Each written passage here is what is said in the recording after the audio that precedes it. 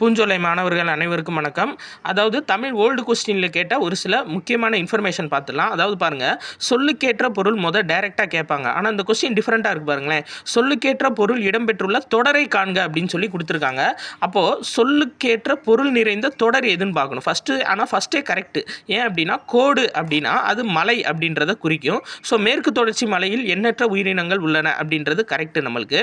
அடுத்து நேமி அப்படின்னா நம்மளுக்கு சக்கரம்னு அர்த்தம். ஆனால் சக்கரத்துக்கு இந்த வார்த்தைக்கு சம்மந்தம் இல்லை பாருங்கள். மேகம் மலையுச்சியை சூழ்ந்திருக்கிறதுன்னு கொடுத்துருக்காங்க, அது தவறு.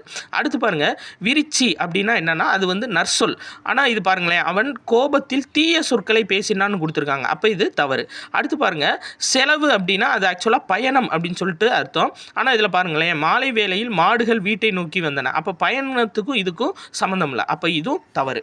அடுத்து பாருங்கள், ஒரு முக்கியமான கொஸ்டின் என்ன அப்படின்னா செறிவு அப்படின்றதுக்கான பொருள் என்னன்னு சொல்லி கேட்டிருக்காங்க.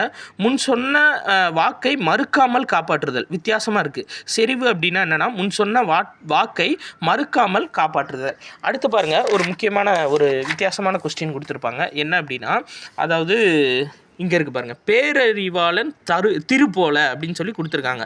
பேரறிவாளன் திருப்போல அப்படின்ற ஊமைக்கு பொருள் என்ன அப்படின்னா பலருக்கு பயன்படுதல், அதை ஞாபகம் வச்சுக்கோங்க. அதே மாதிரி டெலிகேட் அப்படின்னா என்னென்னா பேராளர், அது முக்கியமானது. டெபிட் கார்டு அப்படின்னா பற்று அட்டை, கடன் அட்டை அப்படின்னா கிரெடிட் கார்டு, பணத்தாள்னா கரன்சி நோட்டு, வரைவோலை அப்படின்னா டிமாண்ட் டிராஃப்ட். அடுத்து ஒரு முக்கியமான கொஸ்டினுங்க, இந்த இது பாருங்கள், பொருந்தா சொல்லை தேர்ந்தெடுக அப்படின்னு சொல்லி கொடுத்துருக்காங்க.